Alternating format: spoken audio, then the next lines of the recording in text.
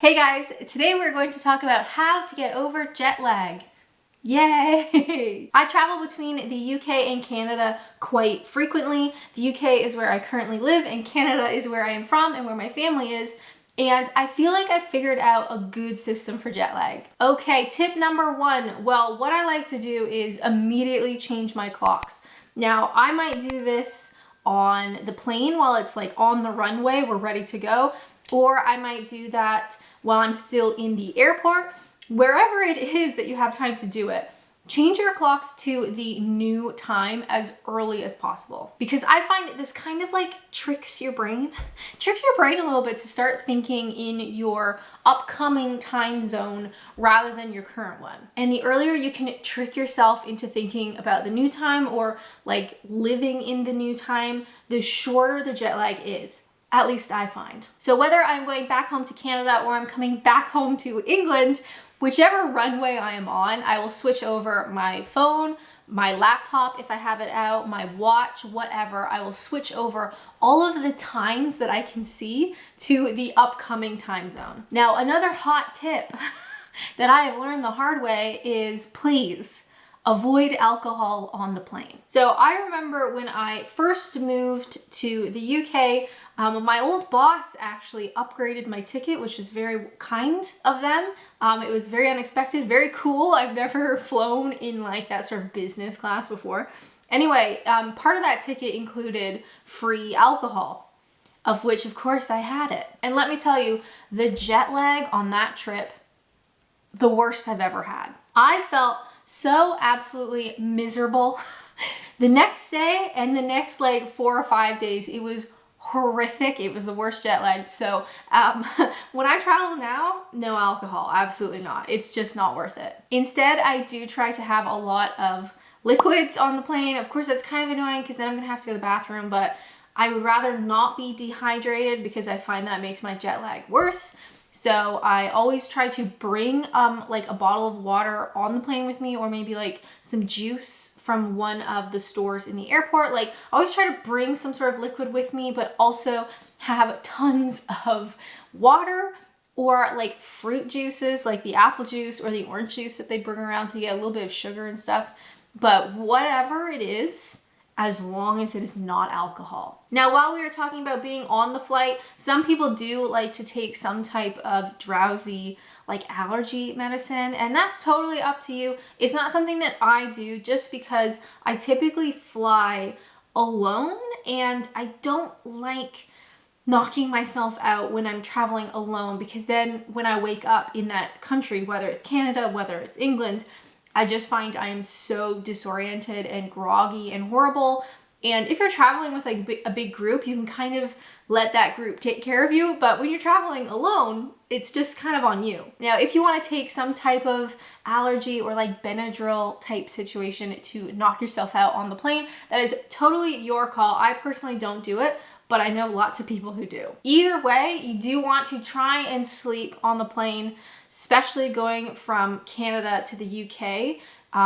The flight is overnight. So we leave Canada in the evening, you fly all night and you arrive in England in the morning. So you really want to try and sleep during that flight path, but it can be hard sometimes. I mean, those seats are not designed for sleeping, I'll tell you that much. Now, my next tip for minimizing your jet lag is probably the most important, and it is going to be the first 24 to 48 hours in the new country. Now, typically, if we're talking coming from Canada to England, this is going to be my first day or two when I am back in England. So of course, the first step is I head home. Now, this of course is this flat, but if you are moving to the UK, perhaps this is your first time here, you may be heading to a hostel or an Airbnb if you don't have a property just yet. But either way, you need to just get home. What I like to do then is have a shower. I feel so disgusting when I come off of a flight, especially an 8-hour one. So immediately I have a shower. Then